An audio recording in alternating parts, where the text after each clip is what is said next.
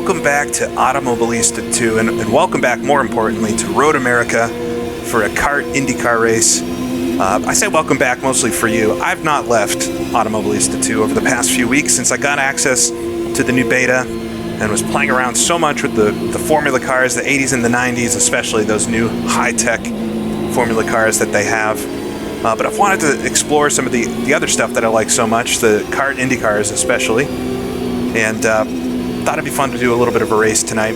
I've done a little bit of testing with this, and it's been a real good time, so I'm hoping this race plays out to be the same. But we're at Road America, of course, the classic, kind of the definition of a great IndyCar circuit, in my opinion. But I'm with the 1998 kart cars, the Formula USA Gen 2s. And we're lined up 19th, driving Richie Hearn's Swift Ford from that season. There aren't enough videos out there for Swift cars, so I thought it would be a good one. We'll see how far up the grid I can get. They're very fast, and it's going to be hard to hold on. But I do have safety cars or pace cars turned on, full course yellows if we do get a big crash. But so far the AI have been pretty good at avoiding massive pileups, but a little bit of stuff here and there, which you can definitely expect as we've got the train going by. Oh, it's so immersive in AMS2. I love all the little details and stuff. I never even knew there was a railroad track there until this sim came out. But 25 lap race, it's half distance, and I have it on 2 times fuel and tire wear, so that we do have to do a realistic number of pit stops, just double as quick. So we should have to pit twice during this race. I don't think fuel could make it to halfway, but we'll have to see what everybody else does, and maybe I can pick off a few cars and finish a few up the field. But just want to enjoy driving. These cars are really hard to drive. They've definitely changed with the latest updates. They're still slide monsters, but you get penalized for it quite a lot now, which I'll talk about more as the race goes on, I'm sure. We'll come through the final couple of corners. I'm stacked up here behind Mauricio Gugelmin, I think, Big Mo. And who's that up there? Tony Kanaan, it looks like. So it should be a good race. I got Michel Jourdain behind me. I think Greg Moore, just a couple cars up there. We'll get side by side, head up the hill, and start this wonderful race.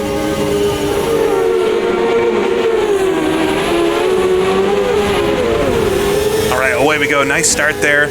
Stay right in the slipstream with Tony Kanaan. Work our way down to turn 1. Just got to brake a bit early here in the opening lap. Oh, he jumps on him really early there, down to second gear as everybody files on through. I missed the apex a little bit. Tires are kind of cold after that out lap. Didn't warm them up enough. All right, down to first gear for turn 3. We need a good exit here because this will bring us on down towards turn number 5. Get up the inside of Mauricio, though. Don't get me started on the quarter numbers with Road America. I've never quite understood why they are the way they are. But down to turn 5, best passing zone on the track, I think. All the way down to first gear here. It's tough to do in the opening lap as they all run a bit wide. There's a lot of runoff, though. Slide up the inside of Tony. I think I left him in the dust. All right, down to first gear.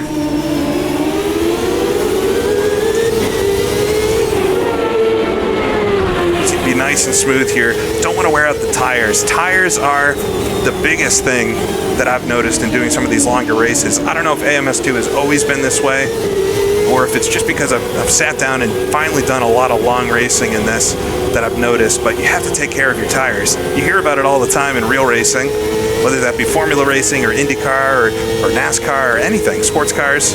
Tires, you got to take care of them, you got to work them in, you got to make sure you don't lock them up. I really feel like I have to do that in this. I know you can do that in other sims, but it's very cool how important it is in this as we'll come through Canada corner. Slide it up the hill. It's a really cool corner. Whoa. Don't want to literally slide, just get it in there. All right, down to second gear through the final turn. A little bit wide, but try to carry the speed onto the front stretch. Side by side up there. A little bit too far back to get a good slipstream, but we'll come across the line to complete lap number 1. 24 laps to go. Up to 17, so gained a couple spots in the opening lap.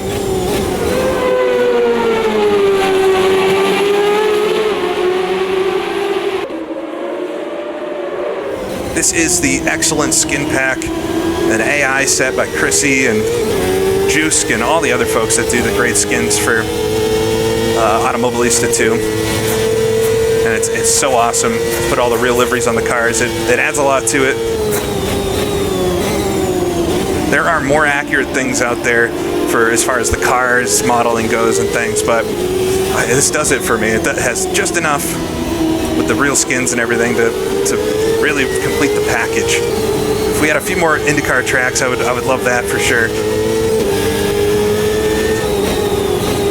Get it down the hill, down at first again.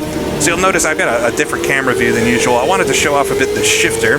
This is the new Heusinkveld mag shift. This isn't an ad. Don't worry. I just wanted to show it off. I took a picture of my rig the other day to show off the steering wheel, and a bunch of folks noticed it.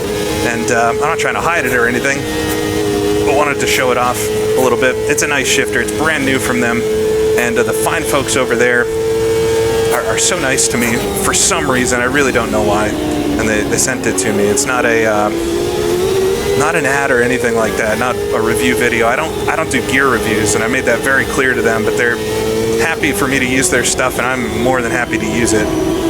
And this shifter is following the same quality as their pedals and all that stuff that I've used for quite a while. The handbrake as well. It's amazing, but it is quite the serious bit of kit. So come across the line there. 23 laps to go. If you do a lot of cars that would have a sequential stick, like rally stuff especially, these days, since WRC uses a sequential stick, it is amazing for something like that. Magnetic, it's got buttons on it, all that fun stuff. Very, very much enjoyed it so far. It's Greg's dipping it on the grass there. Let's see if we can slide up the inside. It's a bit caught up behind. I think this is Christian Fittipaldi in front as I hop over the curbs there. Can't get away with that. But Greg's a bit slow accelerating out. Get it down to first gear at the top of the hill, right on the inside of the curb. Come on, Jake. Good stuff. Keep it coming. Thank you, Crew Chief. Jim on the Crew Chief there. Crew Chief is a great app. I think I talked about it in my last video. I've been using it with all my offline racing in AMS2. It just adds that extra little bit to have somebody talking to you, let you know fuel strategies and when other cars are pitting, and if you're locking up your tires, maybe you didn't notice because you're so caught up in it. They'll give you all that information. It's a great app, easy to install, and just turn it on and away you go. It's all over you. Keep your exit speeds up, stay smooth. I would debate he's not all over me. I think I've got the match of him.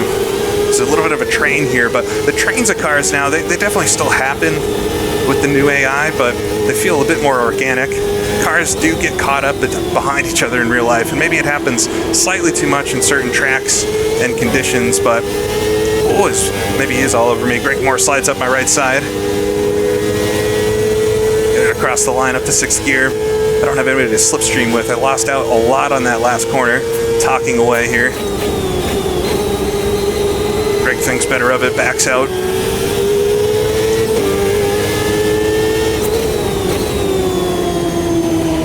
Just saw that blue in my right mirror.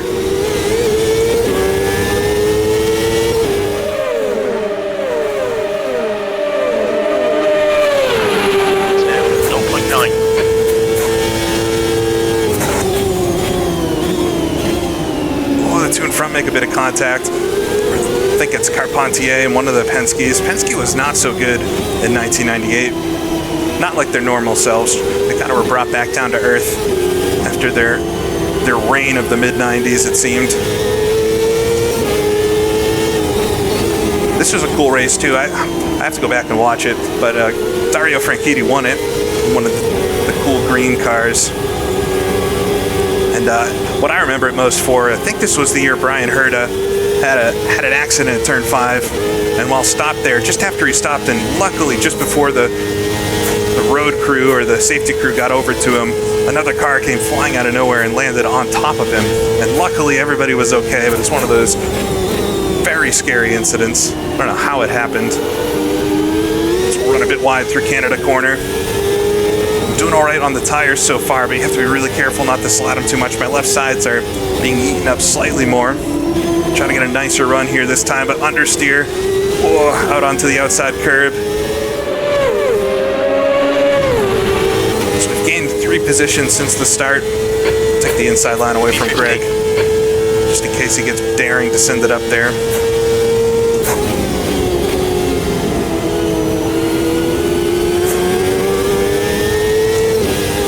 A lot lot more runoff on this version of the circuit. It is the modern version of Road America. Ooh, as Christian hits the inside grass just a little bit, gets a bit of wheel spin on the exit. I'm gonna have a better run. Swift versus Swift. Up the inside as we'll head down to turn 5. Should be able to outbrake him here right at the 300. Oh, he gets spun out behind me. I think they just got going again. I thought that might be the first safety car. My first pace car. I've been doing too much formula racing. I keep calling them safety cars and used to the standing starts and things now. But it's nice to come back to this. It's now 1.7. All right. So I got a bit of a gap behind me so I can focus on what's in front. Just try not to spin out through the carousel. I found the tires start to overheat through the carousel later in the race, especially once they get worn. Once there's a little less tread on them, tires heat up a lot more easily towards the end of a run, which makes them extra slick. Gudgeman behind is now 1.6.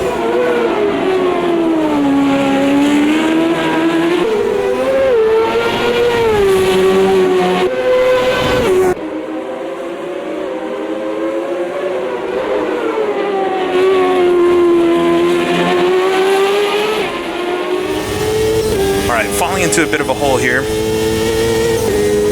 So I've got 56 liters of fuel left. You got about 4 laps of fuel left. Perfect. V14. Thank you, Jim. All right, 4 laps of fuel. So that means be able to get near on 10 laps. So we might be able to pit a lap or 2 early. It's pretty much always beneficial, I've found, to pit a little bit early if you're doing a 2-stopper. Because the track's going to rubber up as the race goes. Now, because we're refueling in this as well, we don't get the added benefit of the weight savings. So I guess that adds another wrinkle to it. But the track rubbers up quite a lot, and it does become much easier on tires as the race goes. So we might pit a lap or 2 early, maybe go for that undercut. We'll have to see when everybody else pits too. Okay, Jake, the next car is Carpenter. Carpenter, it's Carpentier. Ed was not racing yet, I don't think. I'm still amazed, though, they've got as many names as they do in CrewChief. Racing all the 80s and 90s Formula One, it pretty much will say every driver's name, which is very, very cool. CrewChief is one of those apps that is just a labor of love. Captain Carpenter in front is now 0.9. Yeah, he had a rough carousel there. We'll try to carry some speed. I got a bad twitch there. Let's see if I can raise the front anti-roll bar. Dial in a little more understeer. Just make sure we don't spin out. Visser is pitting. Visser, Vassar, okay. Some funny names, but he's pitting. Interesting. It's pretty early to pit lap 6. At least want to go one more. Oh, a bunch of cars pitting. Looks like everybody's jumping in the pits. I'll stay out for 1 lap here, so we'll go for the overcut, I guess. Maybe folks will get held up in the pits. Across the line. I don't know if everybody pit. 7th. To make 3 laps of fuel left. No, in first. All right. So everybody pits there. That's interesting. I've seen a lot of diverging strategies in these races, but for some reason everybody pitting early on in this one. There's maybe a couple other cars have stayed out behind me. I'm not sure. All right, but we're definitely going to pit on this lap, Russell. We're going to be left in the dust. Just make sure we've got the right strategy on. Yeah, we're going to get full fuel, some new soft tires. Now, this is a car that has multiple compounds of tires in AMS2, and you might imagine trying to put some mediums or hards on if you're worried about tire wear. One of the things the AI does not do right now is know which tires to take and know multi-tire strategies. So they always take, at least from what I've read in the forums, they always take the softs. So to keep things on a level playing field, I'm going to also take the softs. The one exception to that, of course, is if it's raining. They will take rain tires or sometimes do diverging strategies on those. I've had a great race at Montreal, I think in the 93 cars, where some cars stayed out on slicks for quite a long time as rain came in towards the end of the race, almost like they were trying to... There'll be traffic on the exit. On exit, we should be in position 13, really close to Carpenter and Ribeiro. 13th, that would be Pit crew is better ready. than I was. But almost like some of those cars were trying to make it to the end on slicks. It was very, very cool. But we'll take softs just to make sure everything stays on an even playing field, if not evil. And head up the hill here. 120 k's speed limit. Just need to be careful not to break that. lock them up, Speed limit. and look for our crew here standing out in the pit lane. It's such a long pit lane at Road America. 2 laps of fuel remaining. So we could have stayed out a little bit longer. That'll help make this pit stop just slightly shorter. I can hear a couple cars going by, though. We're definitely not going to win today, unless there's a yellow flag or something at some point. We might look at actually short filling on the end. Go, go, go. All right, away we go out of the pits. The limiter's on. We'll wait for the exit here as I can hear a couple more cars going by. There's traffic behind. Take care rejoining. One of the Penske cars comes on by. We'll slide in behind him. Might be Andre Ribeiro. The car ahead is Ribeiro. Oh, a lot of understeers, cold tires. But I did get ahead of Carpentier, so he's behind me. Carpenter is closing you down. The gap Ribeiro's has in come down front. to 0.6. So we'll see if we can make a little progress on this. Want to try to go as far as I can on this set of tires then, and fuel, I think. Down to first gear here. Carpentier's all over the back of me. Car is so much slower now with full fuel and new tires. The tires will come up to temp here. Hold your nerve, just keep it smooth, no mistakes. A little bit of a lockup on the left there, but I think I got away with it. One of the misconceptions I've seen is with lockups, you'll notice that your tire gauge plummets if you lock up any tire. If you lock up one of the front tires, that the tire gauge will show that the tire is extremely worn suddenly, but the tire gauge is actually measuring or showing you the lowest or the most worn part of the tire. So you can imagine where that flat spot is would be quite worn. So it's not that the whole tire is completely worn out, but it's obviously one part of it is. So we'll slide a bit there up the hill. Carpentier is all over the back of me to do my best here to hold him off.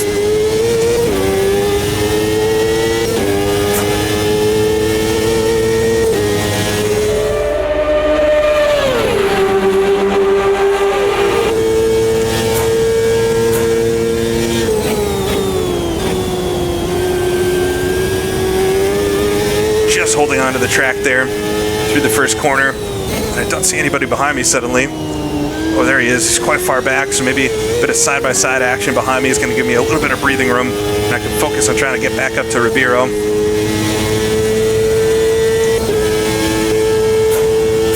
But yeah, the tire gauge will show you the most worn-out spot on the tire, which is the flat spot if you flat spot them, which will obviously eat away at one very specific spot on your tire. So it's not that the whole tire is worn out, and in fact you'll still have a lot of grip elsewhere, and if the flat spot's not too bad, you can get away with it a bit. But if you get a bad flat spot, you do get vibrations in this. Your wheel will start rattling, you'll lock them up a lot more. It's very cool.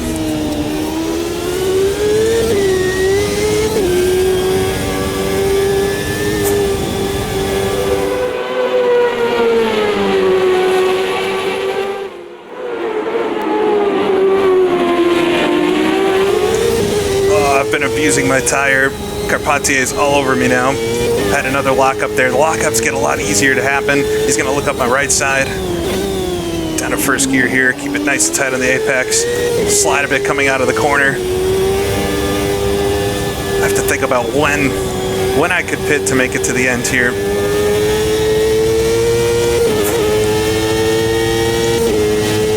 Okay, Jake. Don't let this guy distract you.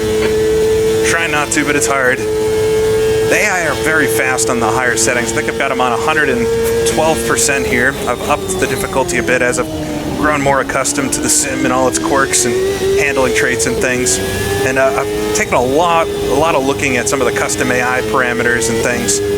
One common misconception I see, or something a lot of folks seem to do, is just whack the AI on maximum aggression, which you can do, but it's going to make every driver defend and try to overtake and do everything to the max, which really is not going to make a great race overall, as I think I gained a couple spots, so a few cars already jumping in the pits again. This Carpentier is looking up my inside into turn one. I got distracted there looking at the cars in the pits and things.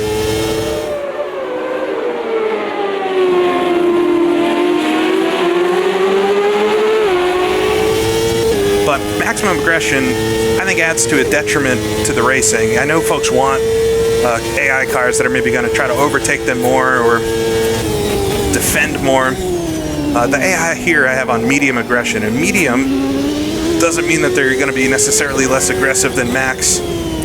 Scarpante is looking up the inside here. Man, I wonder if he's very aggressive. Medium actually reads their aggression value directly from the AI files and treats it exactly as it should. Maximum makes everybody the most aggressive, which just doesn't make great racing overall. So I highly recommend doing medium aggression for things. High and low, scale them accordingly. So on average, everybody will be a little bit more aggressive if you have it on high, or a little bit less aggressive if you have it on low. But medium, that keeps it true to whatever the AI author, whether that's Reiza or some of these third-party packs out there, keeps it exactly like they had them set. So I find that leads to a lot better racing.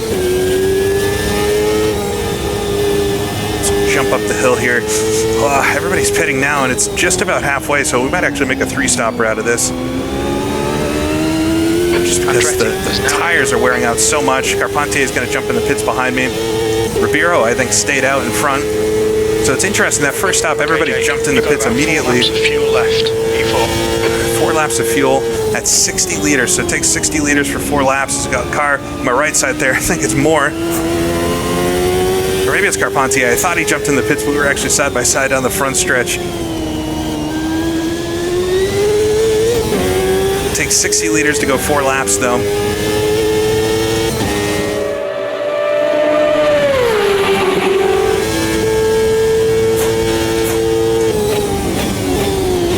I think if I put a full tank in from here, we could make it to the end, but it's going to be, tires are the big concern.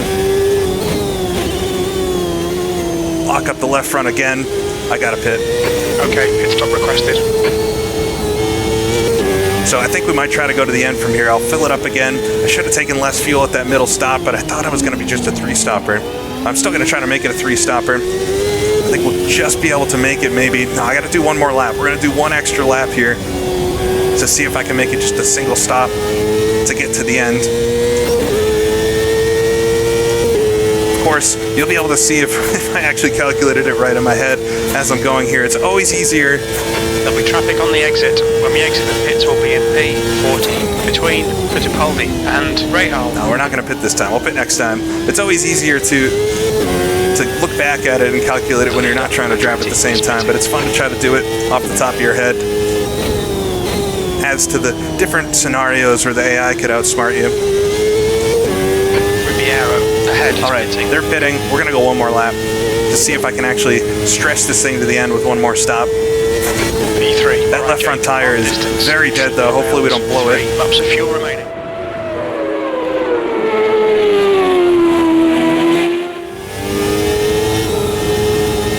I've closed up quite a lot on, I think it's Fernandez in front. I don't know if he's on full tanks or something. Maybe also going to try to stretch it, but I'm going to dive into the pits this time. Another lap. Try not to speed coming in. Oh, locked them up real good there. That left front is totally dead.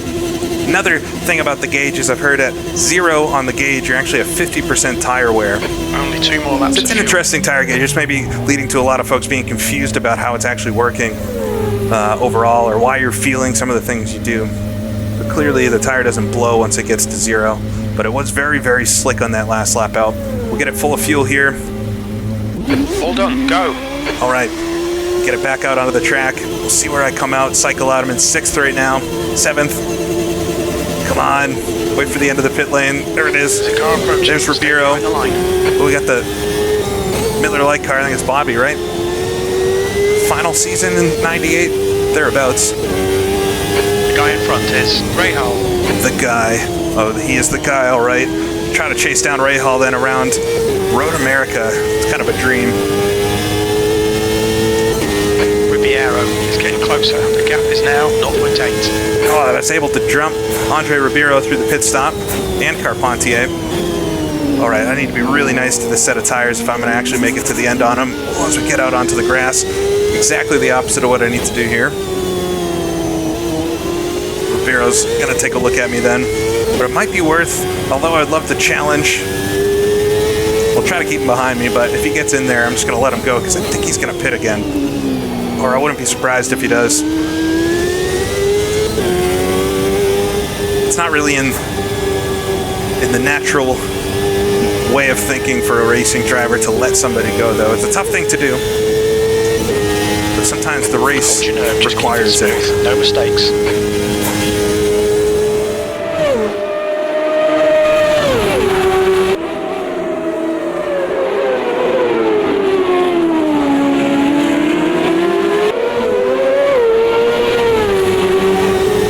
So if we can just put a good few corners together and keep them back there. Try not to lock up the tires at all. Big slide through the final corner. That's really going to hurt things. Oh, he's going to look up the inside. I have a feeling he's on a little less fuel than I am. Probably planning to pit one more time. E10. Well, I have a bit more straight line speed, though.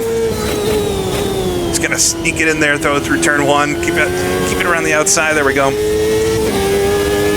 It's one of those corners in racing where you can actually keep a position on the outside line because it's not so tight through turn one. It's a very fast corner.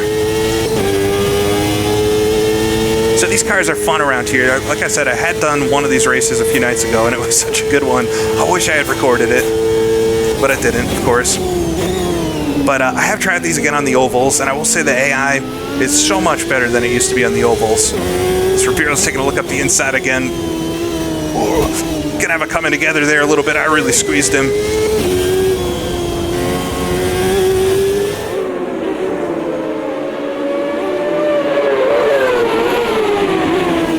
Brazilian would not enjoy that. Light him up a bit, heading into the carousel. Try to keep it not as tight. Maybe we can have a little more speed through here for just slightly wider. I think that might actually be a better line through the carousel than tucking it right against the white line on the inside.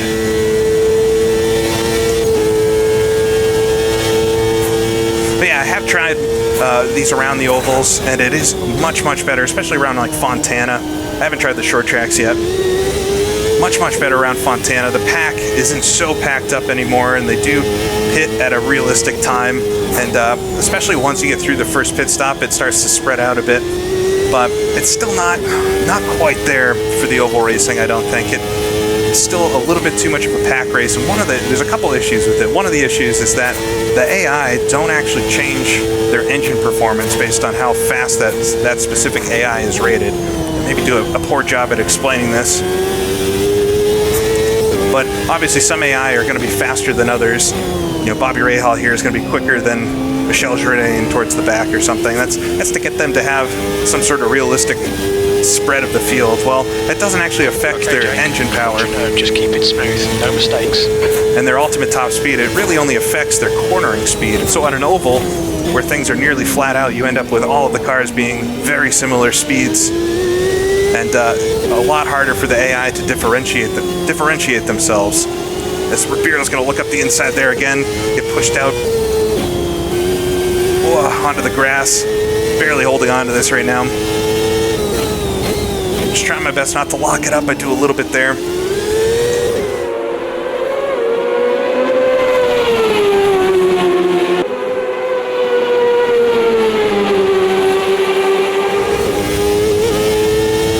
I know it's been suggested to Reiza that the AI needs some difference in their engine horsepower, because it makes sense. Anybody can hold the throttle flat out in a car and go top speed in a straight line, and that's how they have the AI set up right now. But where you really want to make a spread of cars, you need some to maybe not have quite as much horsepower as the others. Is a wicked tank slapper there, especially for the Formula One stuff and things. It would be neat to see as Rapiro's going to have a nice run up the inside this time. I got a terrible exit out of the final corner. Come across the line here. 8 laps to go. I'm going to be a little hot on the fuel as he's going to jump up the inside. Nope, not able to do it there. I need to dial back the fuel mixture, I think. I need to stretch this to the end, because I'm hoping everybody else pits and I can sneak my way up the grid a little bit, but it's going to be tight. But we do have an engine mixture we can use. Put it on normal there. So Rapiro's looking up the inside, coming down to turn 5. Oh, sends it in there. That was a good pass. Fair and square. Come on, Jake. Don't panic. We'll get him back.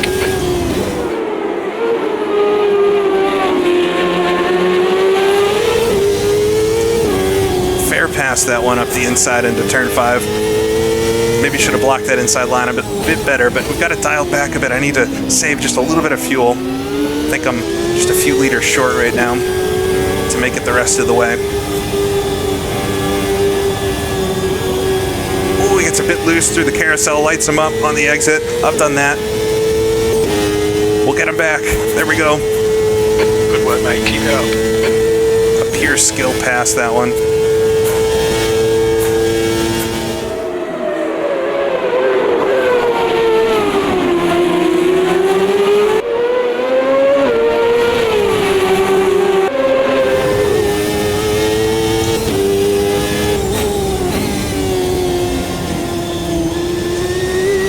The inside. Rahal jumps into the pits in front.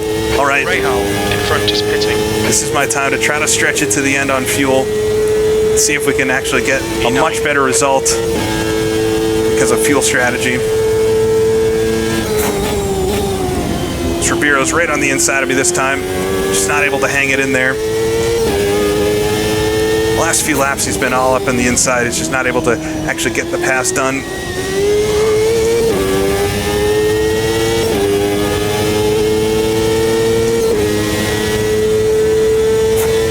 Watching my mirrors, Ribeiro not looking to the inside this time. Jump on the brakes. He's going to look to the outside. There's a lot of dirt on the track there on the inside. It's one thing I've noticed. The AI do drag a lot of dirt onto the circuit. As Ribeiro looks up the inside again as we come up the hill, touch the outside of the track.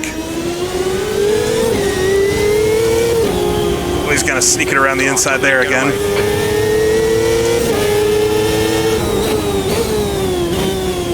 See if we can get him to make another error through the carousel. I don't think I'll be so lucky though.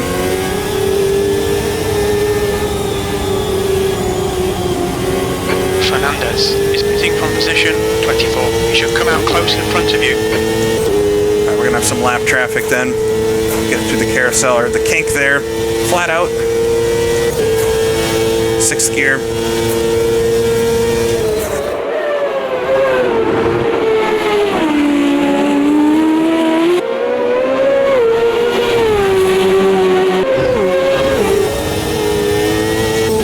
The car, I keep having these big oversteer moments like that. So the car is still very slidey. I know some folks don't like maybe how slidey these cars are. I will say they feel completely different than the Formula One cars, and I feel like in a really good way. Carpenter behind is now 1.8 seconds. You've got about 4 laps of fuel left. 4 laps of fuel. Oh no. I might have to put it on low, see if we can actually stretch it to the very end.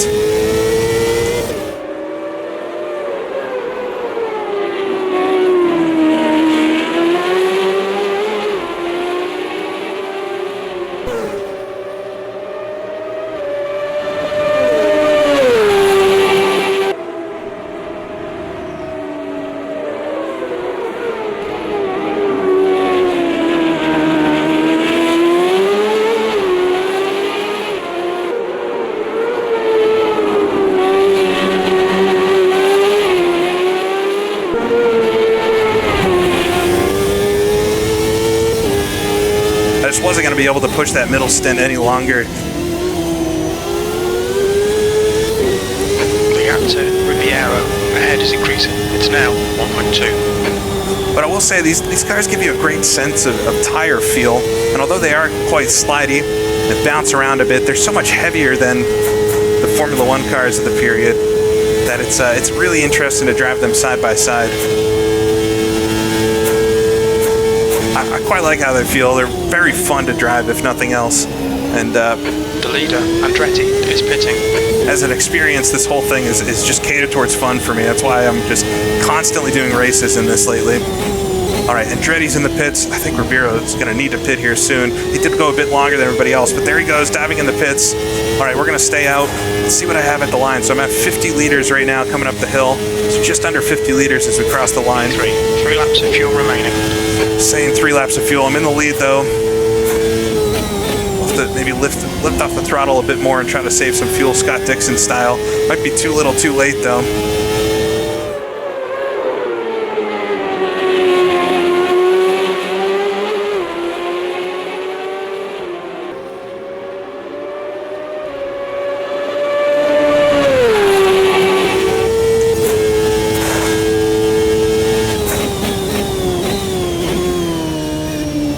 like I said, the oval racing isn't quite there yet, but it's to the point now where if I was doing a full season of this and had the ovals in there, obviously, it'd be fine. They're not bad in a way, or they're not broken. You know, the pack racing is still there a bit, but it does get spread out after some pit stops, and thankfully they do, you know, stop on a fairly realistic cadence for fuel and tires and things, so you could have yourself a good little race.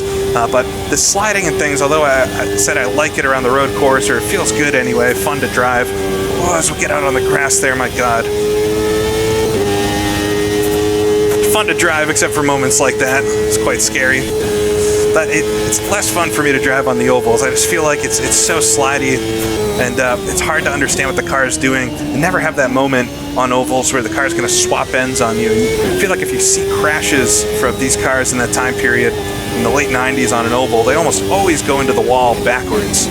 You get that snap oversteer in a corner, and the rear end swaps with the front, and you hit the wall backwards. And that feeling, I just can't get it to happen with the cars on an oval.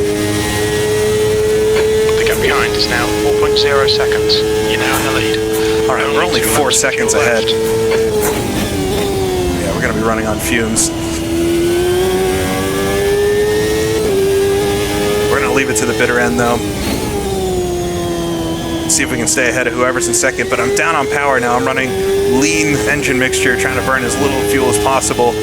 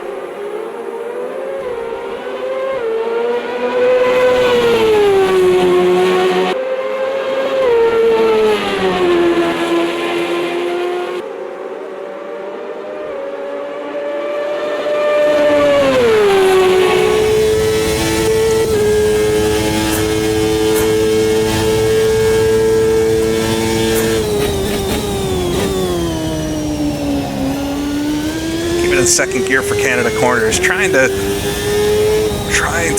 burn as little fuel as possible, but it's hard. I don't think I'm that good at fuel saving, because I never really try to do it in sims. Of course, you can dial back the engine mixture, but so much of the saving can actually come from the way you drive.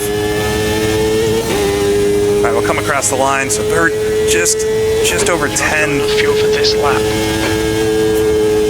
Thinks I'm going to run out of fuel. Yeah, we're not going to make it. I don't think we're going to make it. Okay, Jake, come into the pits at the end of this lap. Box this lap. Do we heat his warning, or do we try to stretch it? You never know if you can get a safety car right at the end. That could save you, so it might be worth staying out, although I think we're going to be 1 lap short. In the lead. We're only going to need a tiny bit of fuel here at the very end. If I had only tried to save fuel a bit earlier. Gonna try to mega lift and coast. Short shifting, I know, is one way to save fuel as well. It's almost not about winning anymore. It's about just trying to get to the end without having to pit, but I don't think I'm going to be able to do it. We had 22 liters when we crossed the line last time, and we need about 2.5 more laps, which I still think is going to make it. The gap behind is now 3.1. I might have just enough for one more. Just trying to get me to come into the pits.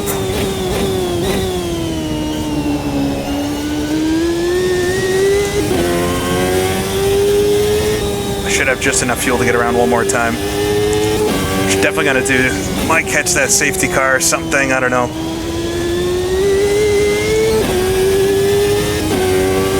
Just gonna have enough to get back around though to get into the pits. Have to configure my pit stop here. 2 to go. You're in the lead. Won't take any tires, of course.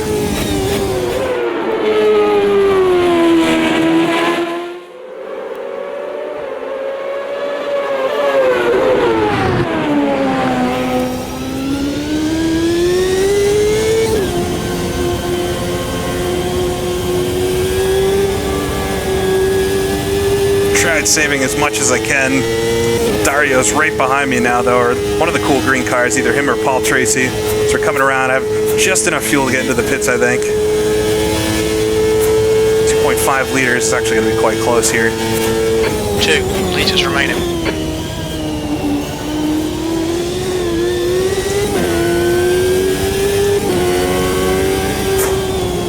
Oh, slide it out wide. No! Push, push, push. Remember the chance of winning this. We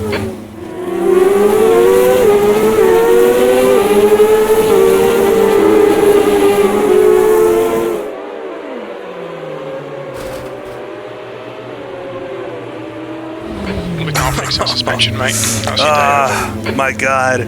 Throw it all away with a lap to go. I was going to have to pit anyway for fuel. I guess we'll limp back around into the pits if we can even make it. No, the rear suspension, I think, is destroyed. You know what? I would often redo a race like this, but I think it's kind of neat to see how things play out sometimes. I was going to have to pit anyway and maybe fall into the top 10. It looks like there were quite a few cars still a ways back, so it might have worked out a bit better than this, but I guess that's just the way it goes sometimes. So I'll watch Dario come around for his final lap. Looks like Dario's going to win this race just like he did in real life, which is always interesting. Gambling on fuel and losing. How many times does that happen? It's a lot of fun. I think Automobilista 2, like I said in my review of the beta, has changed so much now with its offline racing that it's a great game.